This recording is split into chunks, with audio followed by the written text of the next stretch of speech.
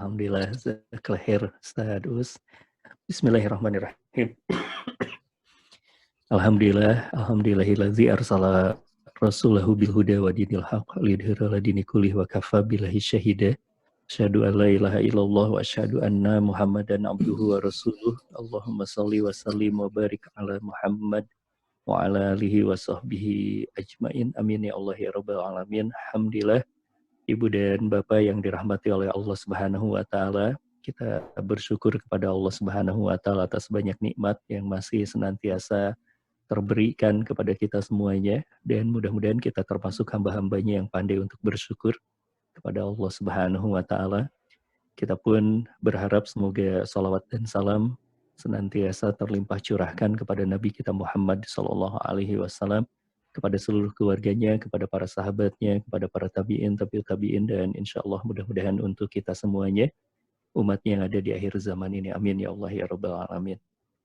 Baik, Ibu dan Bapak yang dirahmati oleh Allah Subhanahu wa taala, di kesempatan pagi hari ini, alhamdulillah di hari-hari terakhir di bulan Ramadan, kita kembali menelusuri jejak langkah perjuangan dari Rasulullah Shallallahu Alaihi Wasallam, yang kemarin-kemarin kalau kita bicara tentang kehidupan Rasulullah ini, Masya Allah, begitu sangat berliku, ya, panjang sekali. Kemudian juga banyak yang namanya itu tantangan di setiap fase perjuangan Rasulullah Shallallahu Alaihi Wasallam.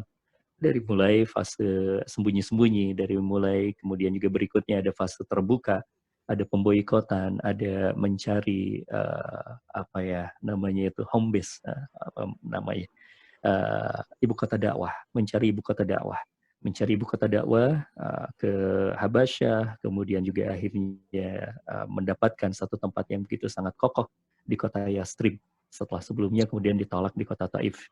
Masya Allah. Nah, bagaimana kemudian lanjutan dari kisah perjalanan hidup Rasulullah Sallallahu Alaihi Wasallam ini?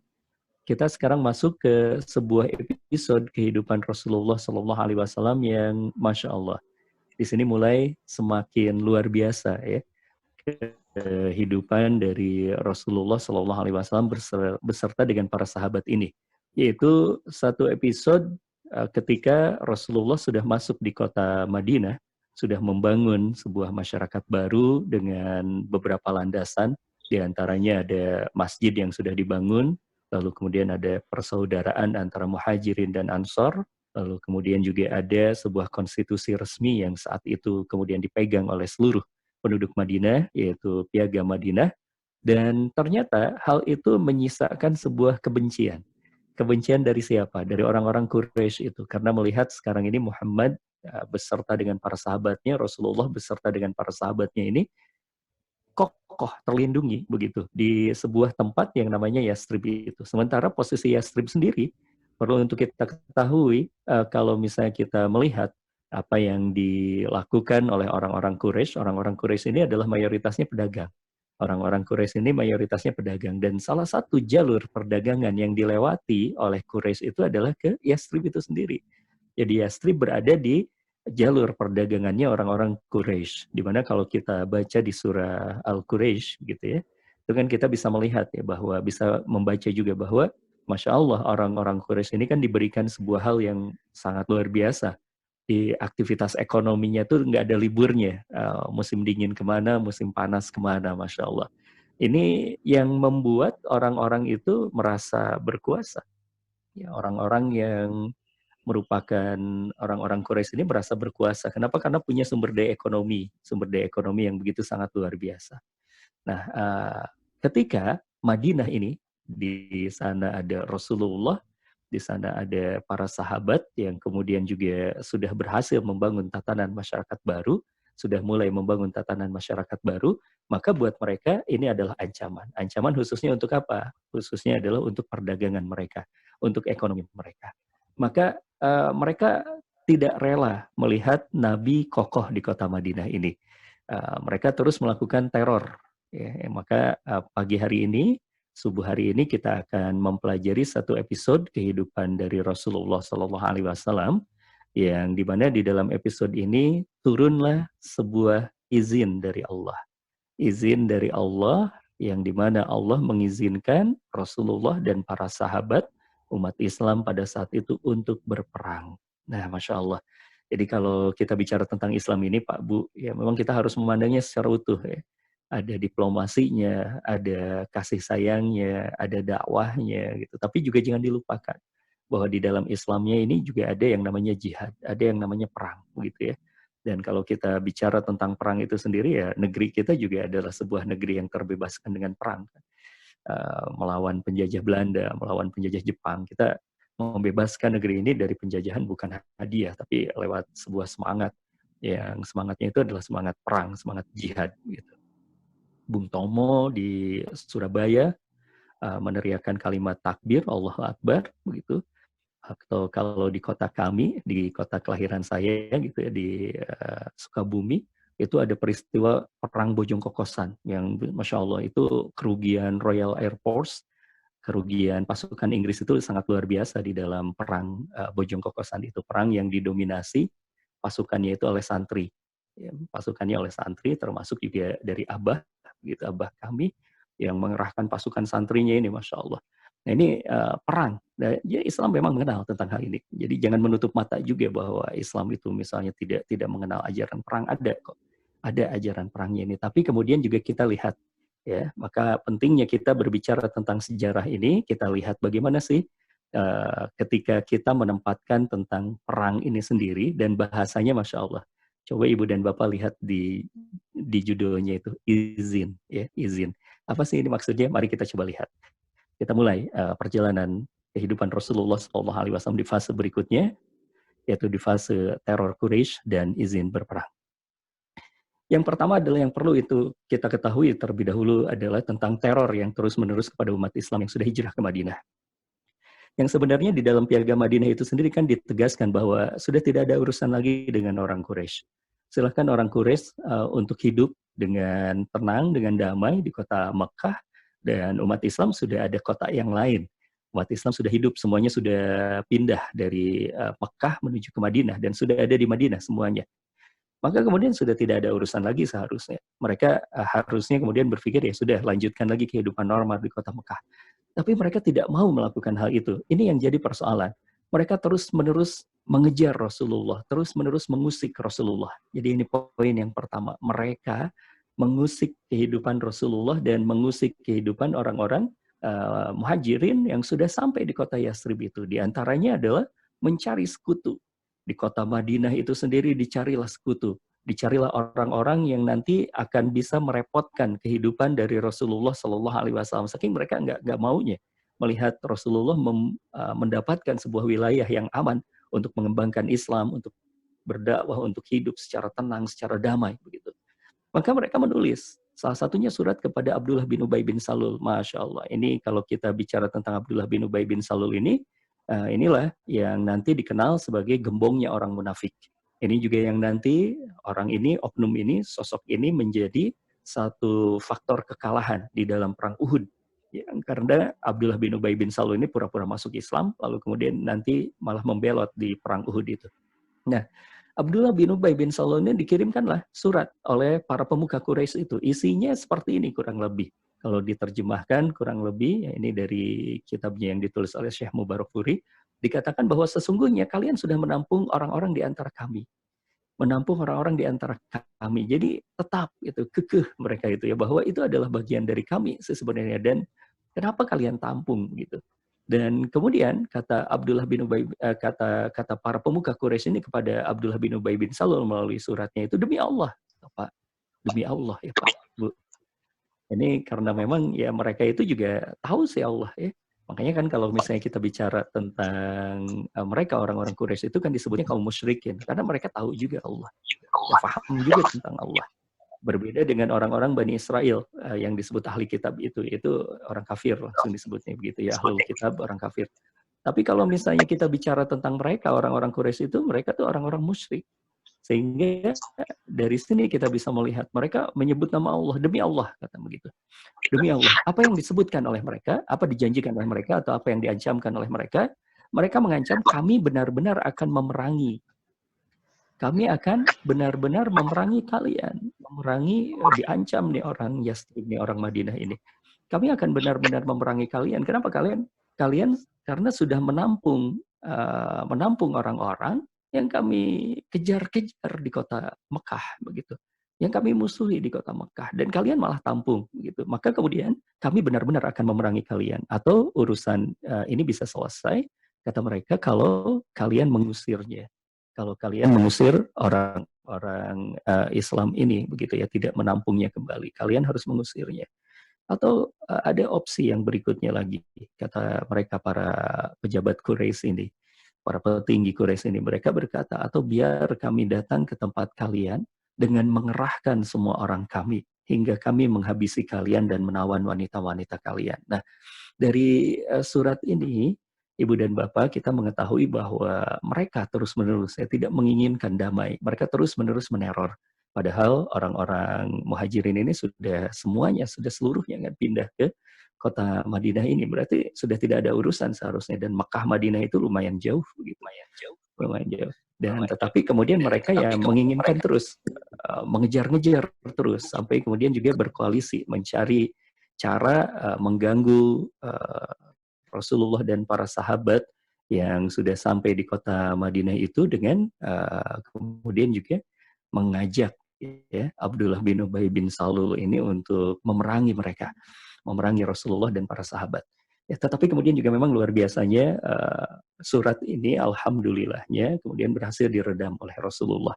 Jadi Rasulullah juga mengetahui ada upaya diplomasi seperti itu, upaya untuk memprovokasi orang-orang Yastrib untuk memusuhi Rasulullah Shallallahu Alaihi Wasallam. Terlebih Abdullah bin Ubay bin Salul ini kan punya masalah dengan Rasul, begitu ya. Karena Abdullah bin Ubay bin Salul ini sebenarnya awalnya sudah mau dinominasikan atau diangkat begitu untuk menjadi pemimpin Yastrib. Selepas perang Bu'ats, itu perang yang begitu sangat melelahkan, 50 tahun lamanya antara orang-orang yang ada di kota Yastrib tersebut. Tapi karena Rasulullah Shallallahu Alaihi Wasallam sudah datang, Rasulullah Shallallahu Alaihi Wasallam datang ke kota Madinah, yang kemudian juga di dalam piagam Madinah, salah satunya kalau ada perselisihan dikembalikan kepada Rasulullah, dikembalikan kepada Muhammad dan Allah Subhanahu Wa Taala, Allah dan Muhammad Shallallahu Alaihi Wasallam. Nah ini otomatis ya, posisinya ini tergeserkan. Jadi luar biasa orang-orang Quraisy ini mengetahui ini ada peristiwa ini, maka mencari ini orang-orang yang berpotensi untuk mendukung mereka di dalam kota Madinah ini sendiri. Tapi berhasil diredam oleh Rasul dengan sebuah kalimat bahwa, kata beliau, sesungguhnya kalau kalian memerangi kami, justru akan kacau kembali yang namanya Yastrib ini. Bahwa itu adalah provokasi dari orang-orang Mekah itu agar Yastrib ini menjadi kacau balau. Nah akhirnya kemudian juga Abdullah bin Ubay bin Salul ini, karena juga pendukungnya sedikit juga, lalu orang-orangnya juga masih belum berani, dan akhirnya menghentikan untuk di hal yang pertama ini. Jadi mereka tidak mengikuti, mereka tidak melanjutkan untuk memerangi Rasulullah Shallallahu Alaihi Wasallam, karena memang tadi ada diplomasi dari Rasulullah Shallallahu Alaihi Wasallam. Ini upaya yang pertama. Jadi mereka, orang-orang Quraisy, mengirimkan surat terlebih dahulu untuk tadi menawarkan usir atau kami akan memerangi kalian. Nah, lalu ada sebuah kejadian umrahnya Sa'ad bin Mu'az. Ya, Sa'ad bin Mu'az pergilah ke kota Mekah untuk melaksanakan umrah. Ketemu ternyata ketika umrah tersebut bertemu dengan Abu Jahal. Nah, Abu Jahal bertanya, itu siapa? Gitu. Ketika Sa'ad bin Mu'az itu sedang tawaf gitu. Nah, itu Sa'ad ini siapa? Sa'ad ini adalah salah satu pemukanya orang-orang Ansor di sana. Begitu dimarahi itu oleh Abu Jahal itu. Dikatakan bahwa, wahai Sa'ad, kalian sudah menampung orang-orang yang kami musuhi. Kalian sudah menampung orang-orang yang lari dari negeri kami. Maka sebenarnya kalian sedang mencari masalah, kata dia. Dan bukankah engkau itu bisa dengan tenang untuk melakukan umroh di kota Mekah? Padahal kalau aku mau, kata Abu Jahal, aku akan bisa membunuhmu sekarang juga. Aku akan bisa memerangi sekarang juga. Masya Allah. Nah itu diteror ya oleh Abu Jahal. Jadi terornya sudah kemana-mana, dan ini sudah langsung ke Sa'ad bin Mu'az, salah satu pemukanya orang Ansor. Dan kemudian, tetapi yang menarik adalah Sa'ad bin Mu'az ini, karena Masya Allah ya, kecintaannya pada Rasulullah Sallallahu Alaihi Wasallam. Padahal ini baru di tahun 1 Hijriah. Ini baru di tahun 1 Hijriah. Berarti bertemu intensifnya dengan Rasulullah tuh baru sebentar sekali. Ini peristiwa di tahun 1 Hijriah ya. Meskipun juga kalau misalnya kita lihat Sa'ad ini adalah seorang yang memang dididik langsung oleh ambasador pertama umat Islam ke kota Madinah tersebut ya, yang namanya Mus'ab bin Umair itu. Hasil didikannya Mus'ab bin Umair, Sa'ad bin Mu'adz ini. Dan lalu apa yang dikatakan oleh Sa'ad bin Mu'adz ini? Masya Allah. Ini kita bisa mengambilnya dari sebuah tulisan yang ditulis oleh Imam Bukhari dalam kitab Maghazi. Nah, kitab Maghazi. Sedikit ya, saya ingin menerangkan terlebih dahulu tentang kitab Maghazi. Kitab Maghazi ini adalah sebuah kitab yang merangkum tentang kisah-kisah perangnya Nabi. Kisah-kisah perangnya Nabi dan beserta dengan para sahabat. Jadi Maghazi itu kisah-kisah perangnya. Makanya kemudian kita mengambil merujuk kepada apa yang ditulis oleh Imam Bukhari ini. Ya. Kenapa? Karena kita tahu juga kredibilitasnya dari Imam Bukhari. Dan ini sekaligus mengatakan kepada kita, menguatkan pada kita, kalau kita bicara tentang sirah Nabi ini ya otentik begitu ya, tidak mengarang begitu, otentik. Karena hampir mirip ya, verifikasi kisah-kisah di dalam sejarah ini hampir mirip dengan yang terjadi pada hadis begitu. Jadi hadis juga diverifikasi ini hadisnya sahih atau tidak begitu. Nah, begitu pula sejarah. Sejarah ini juga diverifikasi. Nah, termasuk Imam Bukhari yang memverifikasinya tersebut dan mengumpulkan di dalam kitab Maghazi. Nah, ini ada di juz 2 halaman 563. Perkataan Sa'ad bin Mu'adz ini, di mana Sa'ad bin Mu'adz kemudian berkata, demi Allah, jika engkau menghalangiku saat ini ketika aku umrah, pasti aku akan menghalangimu dengan cara yang lebih keras lagi, yaitu menghalangi perjalananmu, perjalanan dagang ketika kalian lewat ke kota Madinah atau mendekat ke Madinah. Masya Allah. Nah, ini sekaligus juga memberikan informasi buat kita, Pak Bu. Nanti kita akan menemukan informasi bahwa kan selepas ini nanti tahun 2 itu terjadi perang Badar. Nah, ini adalah perang ekonomi sebenarnya. Awalnya itu perang ekonomi, Pak. Jadi perang ekonomi ya, karena tadi orang-orang Quraisy itu menguasai perdagangan, menguasai ekonomi. Nah, biasanya kalau orang-orang sombong menguasai ekonomi akan berat begitu ya. Nah, ini yang kemudian nanti diganggu jalur perekonomiannya ini, diganggu jalur perdagangannya itu agar apa? Agar berhenti untuk memusuhi Nabi, agar berhenti memusuhi umat-umat Islam ya, umat Islam pada saat itu. Kenapa? Karena memang Masya Allah ini luar biasa lah ya kalau kita melihat ke strateginya Nabi.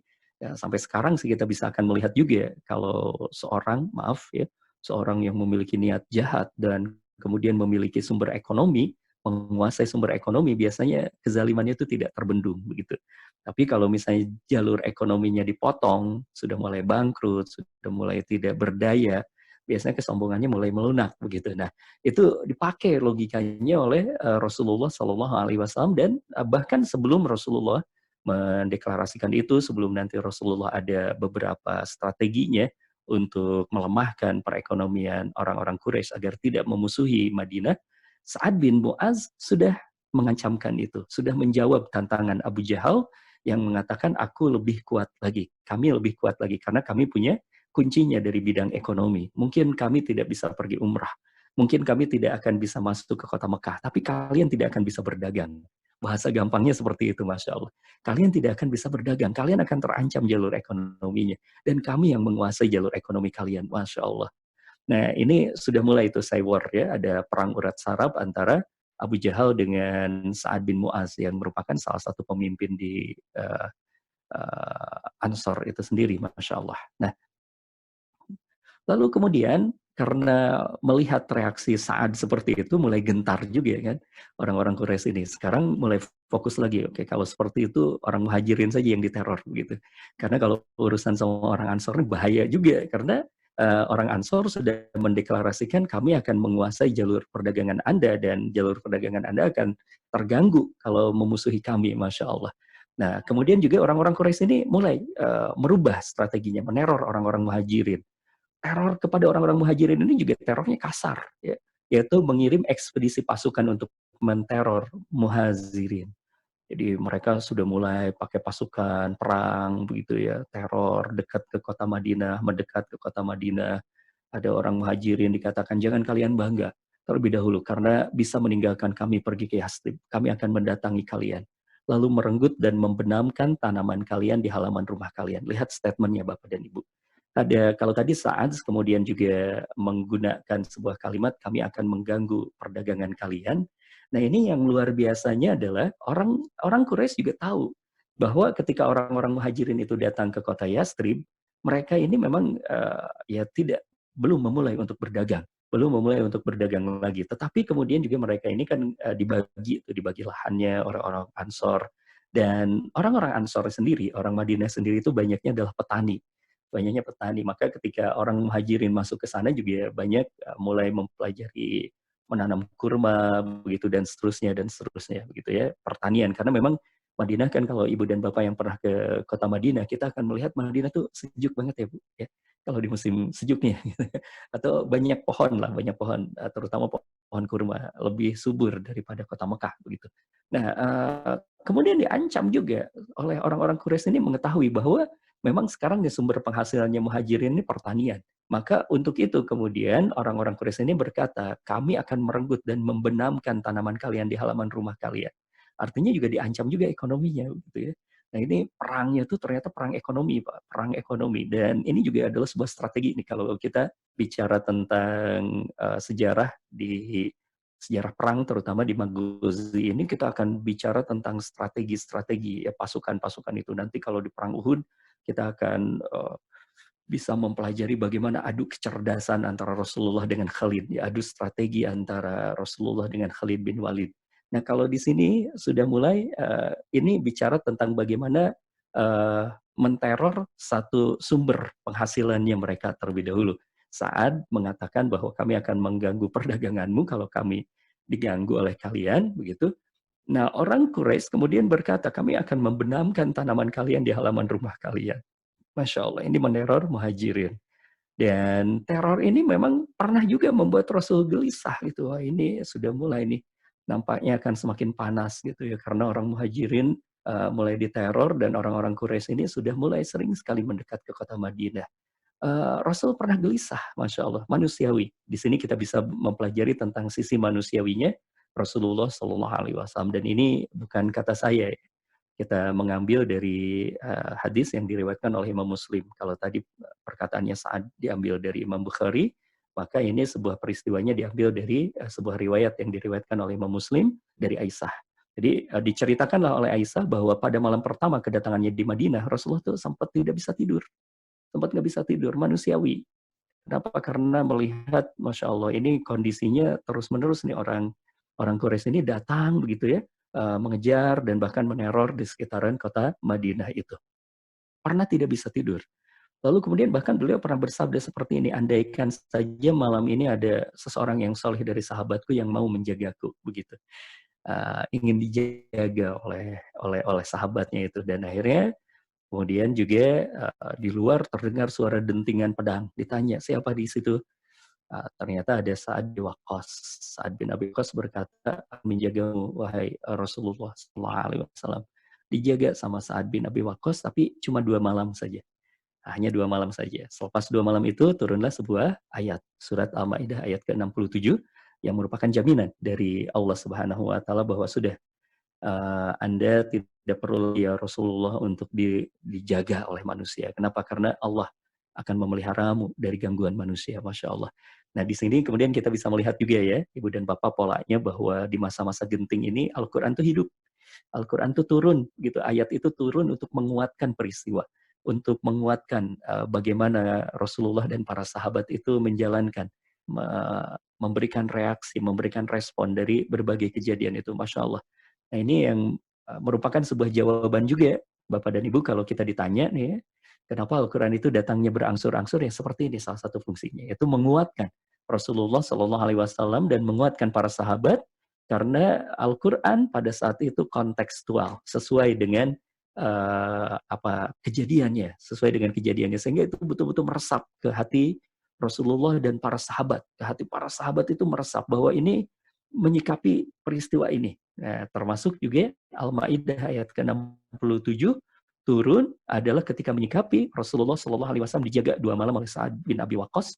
Lalu kemudian kata Rasulullah Shallallahu Alaihi Wasallam, sudah turun Al-Maidah ayat ke-7 ayat ini, dan Allah memeliharamu dari gangguan manusia. wahai Sa'ad, engkau pulanglah ke rumahmu, karena ada yang memberikan jaminan kepadaku, yaitu Allah Subhanahu wa Ta'ala. Nah, ini terornya ya, terornya, dan ternyata bahkan sampai kepada Rasulullah Shallallahu Alaihi Wasallam. Nah, selepas ini ah, turunlah satu ayat. Satu ayatnya adalah di surat Al-Hajj ayat ke-39. Surat Al-Hajj, setelah terus-menerus teror tuh dari orang-orang Quraisy itu terus mendekat ke kota Madinah itu, lalu kemudian Allah Subhanahu wa taala menurunkan satu ayat. Al-Hajj ayat ke-39, kita bisa baca di display kita masing-masing. Allah Subhanahu wa taala berfirman, A'udzubillahi minasyaitonirrajim, "Udzina lil ladzina yuqataluna bi annahum zulimu wa innallaha 'ala nasrihim laqadir." Telah diizinkan, Masya Allah.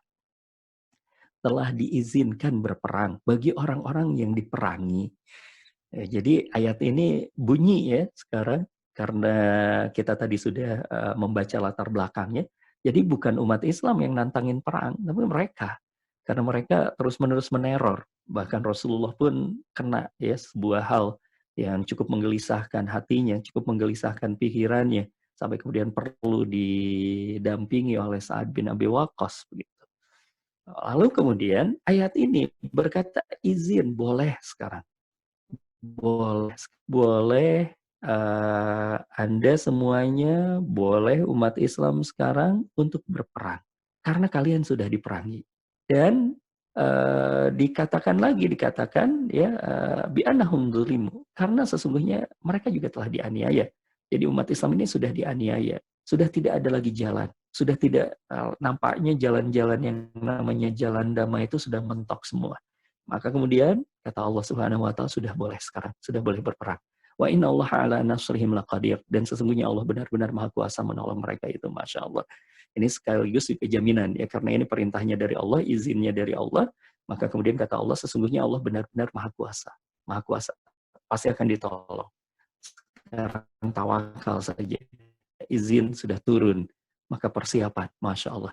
Tapi yang menarik, Ibu dan Bapak, ini pertanyaannya seperti ini kan, gimana setelah turunnya ayat itu, apa yang dilakukan oleh Rasulullah? Apakah langsung membangun angkatan perang begitu? Apakah langsung mengasah pedangnya begitu, atau menyiapkan panahnya begitu? Tidak seperti itu ternyata, Pak Bu. Apa yang dilakukan oleh Rasulullah Shallallahu Alaihi Wasallam setelah izin berperang ini turun dari Allah Subhanahu Wa Taala? Ada dua hal yang dilakukan. Ini yang pertama yang dilakukan oleh Rasul. Justru karena sudah turun izin berperang ini, Rasulullah malah kemudian ya melakukan misi diplomasi. Misi diplomasi disampaikanlah kepada orang-orang di sekitar jalur perdagangan Madinah itu. Ya, isinya apa? Jangan saling menyerang ya, gitu. Jangan saling menyerang ya. Kita amankan jalur ini. Kenapa? Karena kami sudah diberikan izin untuk berperang. Jadi Anda jangan bahasa striknya saya mungkin ya, bahasa kasarnya saya. Udah kita damai ya gitu. Anda jangan ganggu saya. Kenapa? Karena kalau Anda ganggu saya sudah diizinkan untuk perang gitu. Wah, Masya Allah, gagah kan ini ya. Tapi kemudian juga tetap menginginkan yang namanya itu kedamaian gitu. Sudah kita damai aja ya. Kenapa? Karena sebenarnya nggak mau kita nih perang. Tapi kami sudah diizinkan untuk perang. Kami sudah diizinkan untuk perang. Kalau ada apa-apa, kami sudah siap juga untuk berperang. Masya Allah. Nah, ini sekaligus show of force-nya pasukan Islam pada saat itu. Jadi unjuk kekuatan. Sehingga kemudian juga selain diplomasi tersebut, orang-orang yang ada di sekitar jalur perdagangan Madinah mulai melihat nih, oh Masya Allah, itu ada yang namanya eksistensi sebuah kekuatan baru yang namanya kekuatan Rasulullah dan orang-orang Madinah ini. Sehingga kemudian mereka pun mulai menghormati keberadaan kota Madinah ini. Ini diplomasi ya, seperti yang kita pahami bahwa diplomasi itu kan salah satunya untuk mengokohkan positioning tadi itu, dan ini sudah dilakukan oleh Rasul. Dan Rasulullah tidak kemudian juga menginginkan perang di awalnya begitu. Meskipun izinnya sudah ada, tapi ini digunakan oleh Rasulullah justru untuk membangun koalisi ya.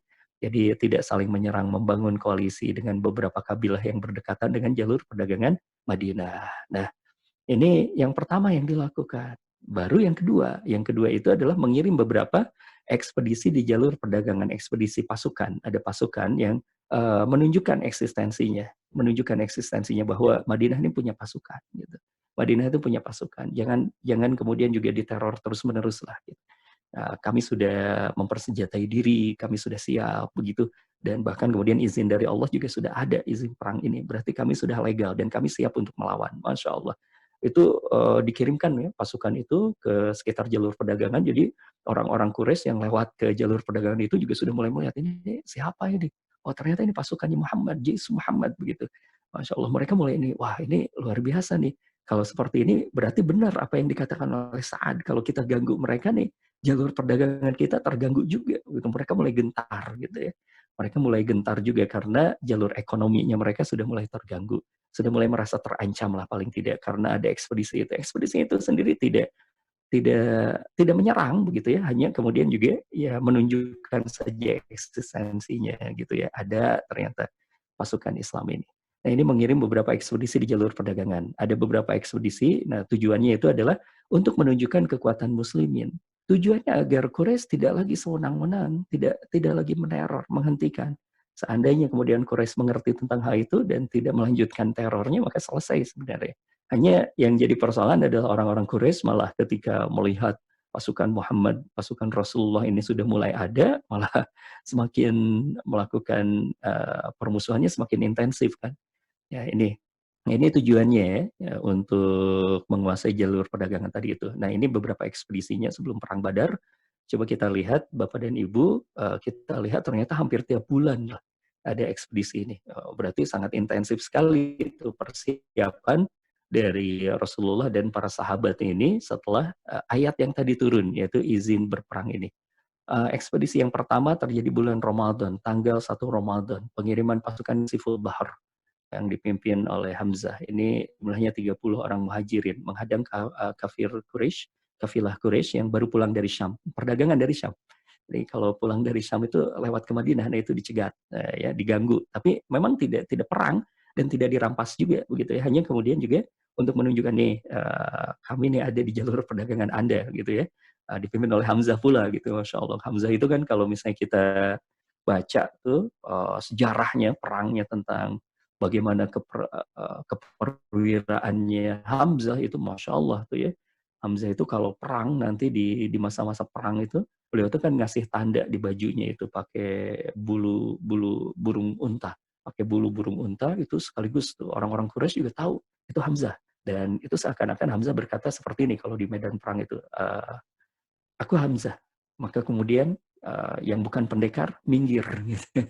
Jadi spesial beliau itu melawan pendekar-pendekar dari kalangan musuhnya itu dan ya sekali tebas dua kali tebas begitu. Nah itu Hamzah yang memimpin. Mereka juga mulai gentar nih ini ada Hamzah. Kemudian juga ada 30 orang muhajirin menghadang kafir Quraisy yang baru pulang dari Syam juga para pedagang itu. Tapi kemudian tidak terjadi apa-apa. Ini 1 Ramadan. Kemudian 1 Syawal, jadi 1 bulan. Ini masih tahun 1 Hijriah, Pak. 1 Syawal, satuan pasukan dikirim juga ke Rabil. Ini dipimpin oleh Ubaidah Al-Haris. Jumlahnya 60 orang muhajirin. Berhadapan dengan 200 orang yang dipimpin oleh Abu Sufyan. Ini sudah berhadapan-hadapan, tapi kemudian juga tidak terjadi perang juga ya. Tapi menariknya di ekspedisi 1 Syawal ini ada 2 orang masuk Islam malah. Ini luar biasa, bahkan di dalam perang pun dakwah pun terjadi ya.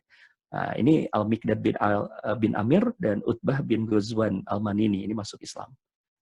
Al-Mikdad ini nanti menjadi salah satu panglima ya, salah satu panglima di perang Badar gitu. Ini luar biasa Al-Mikdad ini dan baru masuk Islamnya tanggal 1 Syawal. Tahun 1 Hijriah, perang Badar tahun 2 Hijriah.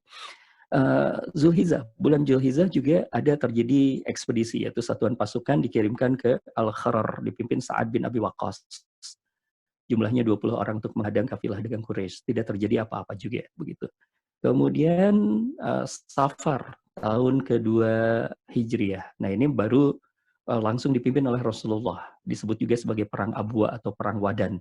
Ini langsung dipimpin oleh Rasulullah, jumlahnya 70 orang muhajirin menghadang kafilah dagang Quraisy. Tidak terjadi bentrokan, malah kemudian terjadi perjanjian kerjasama dengan Amir bin Makhshi dari Bani Domrah. Nah, kemudian Rabiul Awal. Rabiul Awal terjadi juga ekspedisi Buats, perang Buats, dipimpin Rasulullah langsung juga. Jumlahnya 200 orang untuk menghadang Umayyah bin Khalaf beserta dengan 100 kafilah dagangnya. Tidak terjadi pertumpahan darah juga ya. Nah, Rabiul Awal ini disebut sebagai perang Safawan, perang Badar Ula. Ini perang Badar Ula. Nah, ini terjadinya justru di perang Badar Ula ini serbuan musyrikin. Jadi musyrikin mengirim pasukan perangnya. Kalau yang sebelum-sebelumnya kan menghadapi kafilah dagang, ini pasukan perang. Serbuan musyrikin dipimpin oleh Qurs bin Jabir al-Fikhri, ini menyerbu kandang hewan gembala di Madinah. Dirusak gembala, berarti kan itu asetnya orang Madinah itu, karena orang Madinah kan petani dan peternak itu. Dirusak tuh, hewannya itu dirusak di Madinah. Lalu dikejar oleh Rasulullah Shallallahu Alaihi Wasallam bersama dengan 70 sahabat, mengejar sampai Wadi Safawan, tapi tidak terjadi apa-apa juga. Nah, kemudian bulan Jumadal Ula terjadilah yang namanya Perang Zul Usyairah. 150 orang muhajirin dipimpin oleh Rasulullah, tapi tidak terjadi pertumpahan darah juga. Ya, meskipun namanya sudah disebut perang, karena ini sudah dipimpin oleh Rasulullah Shallallahu Alaihi Wasallam. Nah, baru terjadi bentrokan bersenjata itu pada bulan Rajab tahun 2 Hijriah, yaitu saat terjadinya pengiriman satuan pasukan ke Nakhlah, di mana 12 orang muhajirin itu dipimpin oleh Abdullah bin Jahsy. Ini terjadi bentrokan bersenjata, ya, terjadi bentrokan bersenjata dengan orang-orang Quraisy ini. Ada korban juga dari Quraisy, namanya Ammar bin Hadrami, tewas terkena panah. 2 orang ditawan, ada Utsman dan Al-Hakam. Dan ini memang Rajab, Pak. Masalahnya itu, Bu, yaitu di bulan Rajab. Dan bulan Rajab itu dikenal dalam masyarakat Arab, ya sampai sekarang juga itu termasuknya bulan-bulan haram. Ya, bulan haram, bulan suci. Dan tidak boleh berperang di bulan itu sebenarnya. Nah, ini hal yang terjadi tersebut digoreng oleh orang-orang yang ada di Quraisy itu, bahwa tuh lihat tuh, Muhammad dan teman-temannya itu sudah tidak menghormati lagi bulan suci begitu. Malah kemudian juga terjadi peperangan, bahwa malah kemudian juga membunuh 1 orang dari kami dan menawan 2 orang dari kami begitu. Oh, digoreng. Sampai kemudian juga, tetapi yang menariknya adalah ketika hal tersebut dilakukan oleh mereka, orang-orang Quraisy ini, Allah yang langsung membela. Allah menurunkan dalam surat Al-Baqarah ayat ke-217. Nah, ini sababun nuzulnya ya. Ini pembelaan langsung sama Allah. Diadvokasinya langsung sama Allah gitu. Yang ketika ayatnya bisa kita baca sendiri, A'udzubillahi minasyaitonirrajim, yas'alunaka 'anis syahril haram qitalin fi. Mereka bertanya kepadamu tentang berperang pada bulan haram. Dikatakan, kul qitalun fihi kabir. Memang berperang dalam bulan itu adalah termasuk dosa besar. Wasaddu an sabilillahi wa kufrum bihi wal masjidil haram wa ikhraju ahlihi minhu akbar indallah. Tapi kemudian dibela sama Allah Subhanahu wa taala, ya, bahwa menghalangi manusia dari jalan Allah, kafir kepada Allah, menghalangi masuk ke Masjidil Haram untuk umrah dan mengusir penduduknya dari sekitarnya, itu akbar, lebih besar dosanya dari sisi Allah. Betul sih ini salah. Kata Allah, betul sih ini salah. Tapi mereka melakukan kesalahan yang lebih besar begitu di sisi Allah itu. Lalu kemudian dilanjutkan di dalam ayatnya ini, wal fitnatu akbaru minal qatl. Dikatakan bahwa yang namanya perbuatan fitnah mereka itu lebih besar dosanya daripada membunuh. Ini jangan salah kutip ya, bahwa dari ini kadang-kadang di Indonesia ini penggalan ayat ini tidak sesuai dengan konteksnya ya. Kalau dikatakan, wah, saya kena fitnah nih, fitnah itu lebih kejam dari pembunuhan, bukan seperti itu.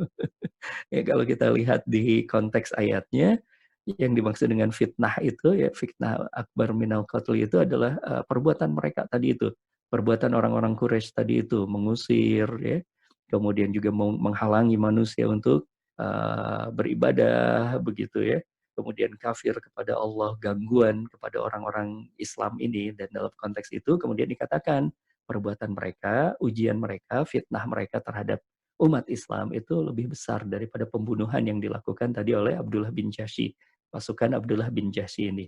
Wala yazaluna yuqatilunakum hatta yaruddukum an dinikum in istata'u. Lalu kemudian sama Allah juga ditegaskan lagi, mereka tuh tidak henti-hentinya memerangi kamu sampai mereka dapat mengembalikanmu dari agama kepada kekafiran seandainya mereka sanggup. Jadi dibela oleh Allah Subhanahu wa taala. Betul sih ini melanggar, tapi secara konteksnya ya mereka juga melakukan pelanggaran yang begitu sangat berat begitu, dan karena mereka memerangimu, dan mereka tidak akan berhenti untuk memerangimu. Masya Allah. Nah, ini dibela langsung oleh Allah Subhanahu wa Ta'ala. Dan Masya Allah, justru selepas peristiwa ini turun ayat yang lebih tegas lagi, Pak Bu. Ayatnya adalah tentang kewajiban berperang.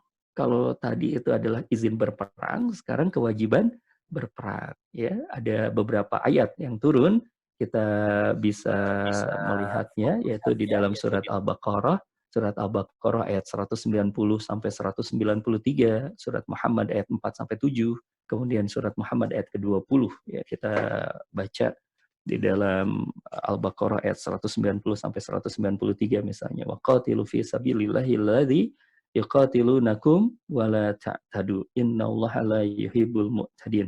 Dan perangilah di jalan Allah orang-orang yang memerangi kalian, tetapi janganlah kalian melampaui batas, karena sesungguhnya Allah tidak menyukai orang-orang yang melampaui batas. Tetap, meskipun ini adalah perintah berperang, tapi tetap ada adab, ya. Kata Allah Subhanahu wa Ta'ala, jangan melampaui batas, gitu ya. Tapi kemudian dilanjutkan di ayat ke-191-nya, waqtuluhum haitsu saqiftumuhum wa akhrijuhum min haitsu akhrajukum wal fitnatu asadu minal qatl wa la tuqatiluhum inda masjidil haram hatta yuqatilukum fihi fa il qatalakum faqtuluhum kadzalika jazaa'ul kafirin. Dikatakan juga oleh Allah Subhanahu wa Ta'ala, dan bunuhlah mereka di mana saja mereka jumpai. Dan bunuhlah mereka di mana saja kalian jumpai mereka. Jadi ini sekali lagi konteksnya dalam medan perang, ya. Konteksnya dalam medan perang.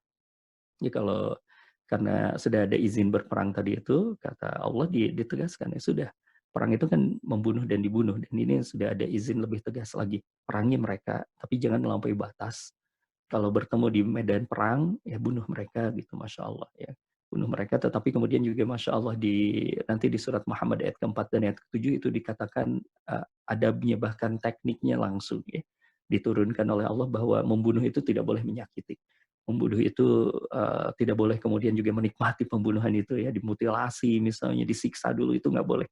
Tidak boleh sama sekali di dalam adab perang di dalam Islam, gitu ya.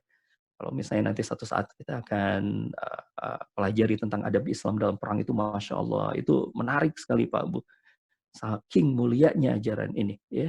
Dan tadi kita juga tahu latar belakangnya, bahwa sebenarnya itu perang itu tidak diinginkan.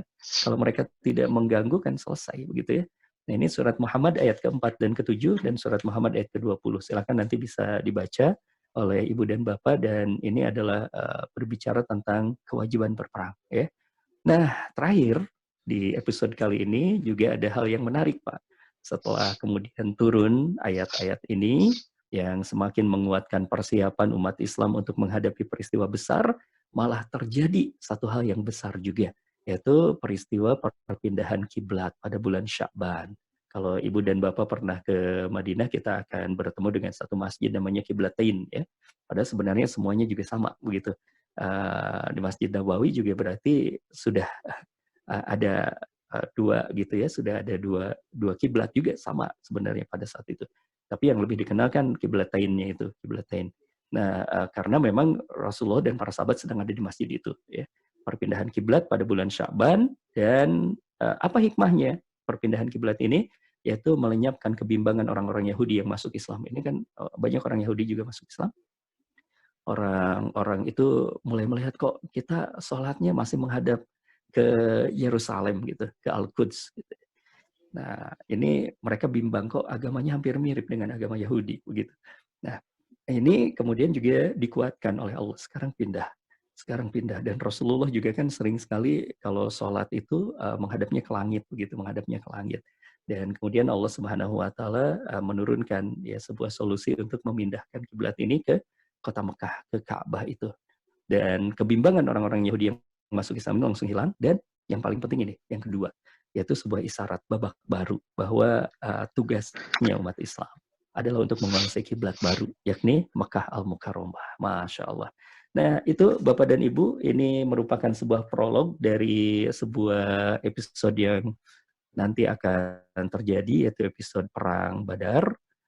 Lalu kemudian nanti akan masuk juga ke Perang Uhud, dan seterusnya, dan seterusnya. Sebuah episode bentrokan senjata, eskalasi perbenturan, ya, as-sira bainal haq wal batil, perbenturan antara yang hak dan yang batil yang terjadi pada saat itu front Makkah dan front Madinah. Nanti kita akan lanjutkan di Perang Badar, hikmahnya dan seterusnya dan seterusnya. Kita akan pelajari. Mudah-mudahan ini bisa semakin mengutuhkan ya pemahaman kita bahwa Islam ini seperti ini.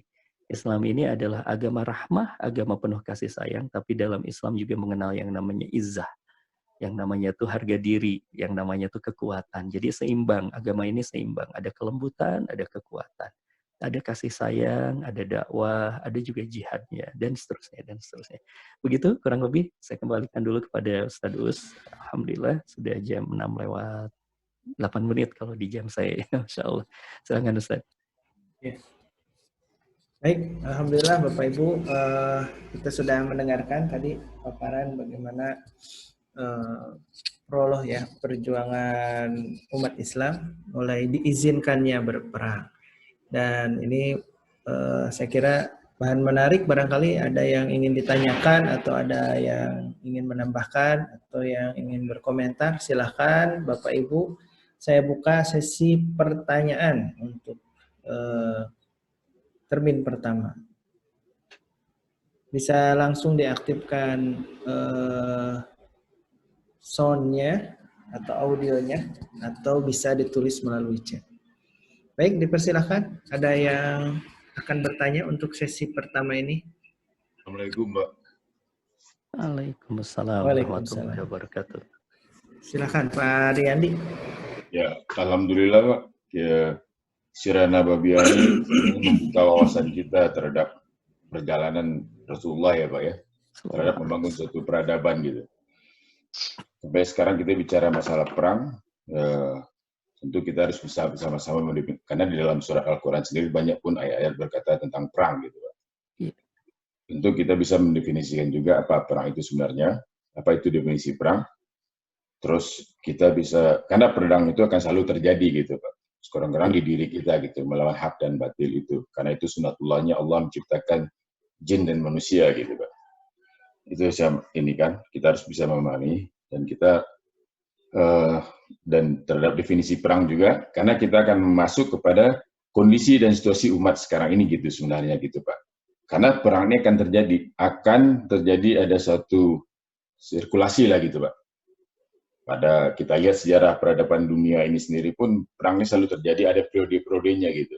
Dan umat harus siap dalam situasi apapun juga seharusnya gitu.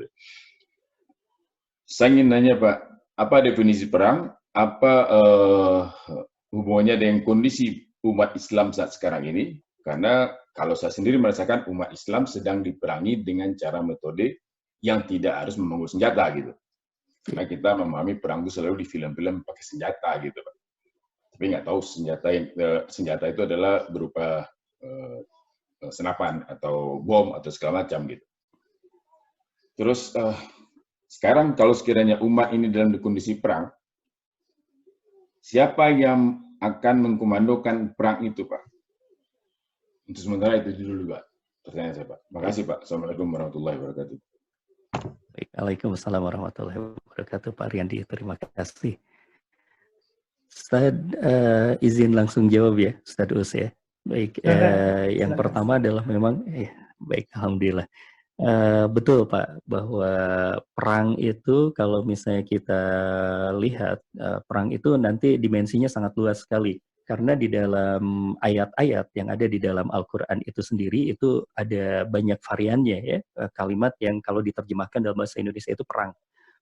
Sampai kemudian juga ada kalimat atau kata yang spesifik yaitu qital. Kalau qital itu perang bersenjata, jelas memang perang bersenjata. Kalau bicara tentang qital yuqatiluna fi sabilillah, berarti itu perang bersenjata.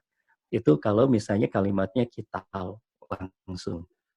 Tapi kemudian memang betul bahwa kalau kita lihat nanti memang ini di ujung mungkin Pak, di ujungnya, di ujung ketika kita bicara tentang sejarah Islam ini, kita akan menemukan juga nanti akan terjadi berbagai dimensi peperangan itu, termasuk nanti kita akan masuk juga pada perang pemikiran, kepada perang pemikiran, perang ekonomi. Nah, termasuk juga kalau kita lihat di tadi kita simak di prolog dari perang Badar ini kan perang ekonomi awalnya Pak, perang ekonomi. Jadi perang ekonomi agar kemudian juga orang-orang Quraisy ini tidak atau merasa terganggu sumber ekonominya, lalu kemudian berhenti untuk memusuhi. Jadi ini awalnya perang ekonomi. Bahkan nanti kalau misalnya kita lihat di perang Badar itu sendiri, orang-orang yang datang ke Badar ini adalah para pedagang, Pak. Dari mereka ya, dari mereka ini adalah para pedagang. Jadi mereka yang terganggu di jalur perekonomiannya ini. Jadi ini perangnya nuansanya itu perang ekonomi yang kemudian ujungnya itu adalah perang senjata. Itu ujungnya perang senjata. Nah, definisinya dari perang itu sendiri memang ya itu tadi kalau dalam bahasa Islamnya adalah asyira bainal haq wal batil, yaitu perbenturan antara yang namanya itu kebenaran ya, hak dengan batil itu sendiri. Nah, sehingga nanti ada tahapan-tahapannya itu. Kemarin kita sempat singgung-singgung juga ya, bahwa di dalam tahapan untuk sampai ke Qital itu sendiri, sampai ke perang bersenjata itu ada tahapan-tahapannya. Dan tahapan-tahapannya kita bisa rujuk dari sejarah ini. Ada yang namanya tuh, kalau bahasanya kita edukasi, bahasanya itu adalah pengumuman, bahasanya tuh ajakan, bahasanya tuh diplomasi, begitu ya. Nah, setelah itu mentok, baru kemudian ujungnya adalah perang bersenjata itu. Kan seperti tadi itu, mereka sebenarnya sudah harusnya ketika sudah diganggu seperti itu ya sudah mengadakan perjanjian kerjasama kan seperti suku-suku yang ada di sekitar Madinah tersebut.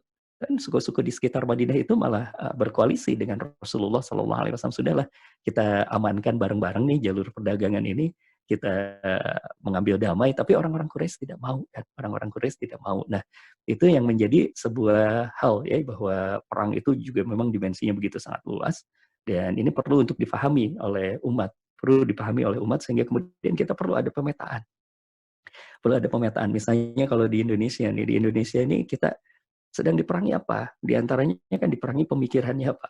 Salah satunya. Maka kemudian perang pemikiran ini harus penting juga kita ambil bagian dari perang pemikiran ini. Kemudian yang berikutnya lagi apa? Kita sedang diperangi secara ekonomi misalnya ya. Secara ekonomi. Maka kalau di zaman dulu, di zaman kemerdekaan kita kan ada siapa Haji Samanhudi misalnya kan mendirikan Syarikat Dagang Islam. Itu karena beliau tahu bahwa pergerakan ekonomi, bahwa perang ekonomi ini juga sangat penting ya. Yang akhirnya dari Syarikat Dagang ini menjadi Syarikat Islam, ada Pak Cokro Aminoto begitu, yang kemudian juga membangun kekuatan politiknya karena secara politik juga umat Islam pada saat itu sangat lemah sekali ya di hadapan kolonialis Belanda begitu.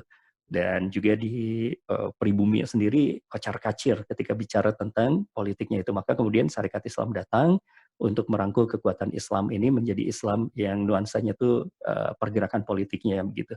Ada pergerakan dagang, tadi Syarikat Dagang Islam, lalu ada SI sebagai gerakan politiknya, kemudian juga ada yang membangun yang lainnya kan, SI nanti juga bermetamorfosa ya.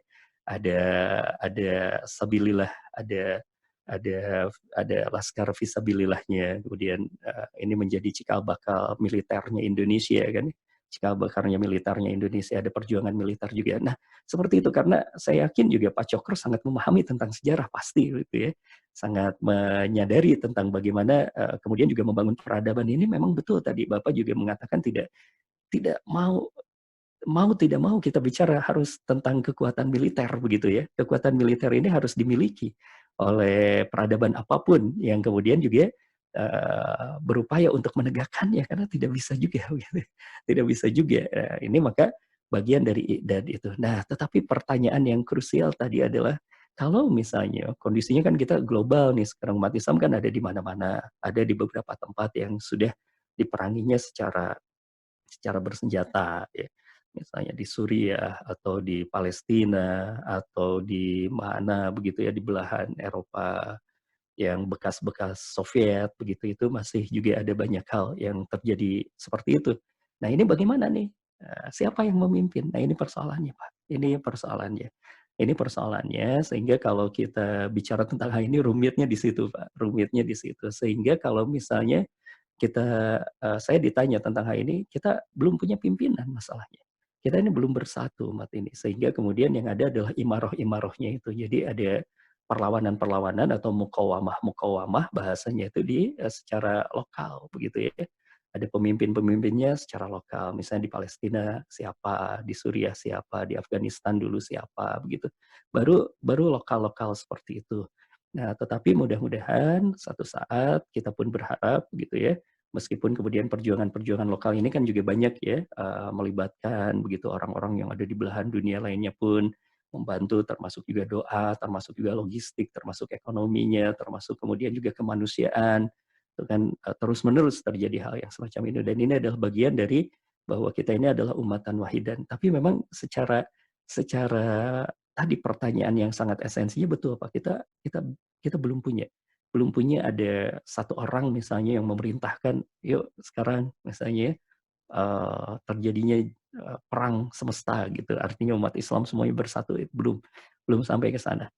Kita berharap, kita berdoa bagaimana kemudian juga umat Islam paling tidak bisa bersatu kalau kita merujuk kepada kajian akhir zaman, hadis-hadis akhir zaman memang nanti ada fase-fasenya Pak, ada fase-fasenya, tapi bukan ranahnya kita menerangkan hari ini ya, tetapi gambarannya nanti akan ada perbenturan itu yang akan memaksa umat Islam untuk bersatu. Ada paling tidak 3 kali perbenturan besar ya. Pertama melawan Persia, kemudian melawan Romawi, dan akhirnya melawan pasukan Dajjal itu.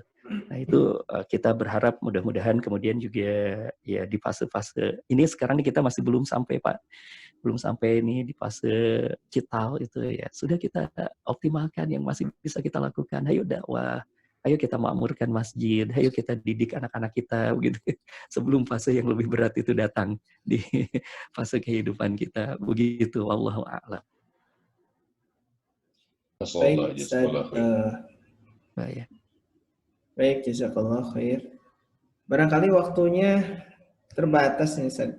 Sudah 6:20. Tidak terasa, insya Allah kita lanjutkan untuk pertemuan terakhir di bulan Ramadan minggu depan. Untuk pertanyaan-pertanyaan berikutnya barangkali bisa dibahas di minggu depan ya. Termasuk ada simpanan pertanyaan hari ini, mungkin saya akan catat dan insya Allah minggu depan kita akan jawab. Baik, terima kasih Bapak Ibu yang sudah hadir dan juga Ustaz Agus Al-Muhajir yang sudah berbagi ilmu kepada kita semuanya. Mudah-mudahan apa yang kita dapatkan bisa menjadi inspirasi dalam hidup kita dan mudah-mudahan bisa membuat kita jauh lebih baik dan lebih istiqomah. Bapak Ibu, kita akhiri saja untuk kajian pagi hari ini dengan membaca hamdalah bersama-sama. Alhamdulillahirabbil alamin. Dan doa kifaratul majlis, subhanakallahumma wa bihamdika asyhadu an la ilaha illa anta astaghfiruka wa atubu ilaik. Aqulu qouli hada wa astaghfirullah li wa lakum. Assalamualaikum warahmatullahi wabarakatuh.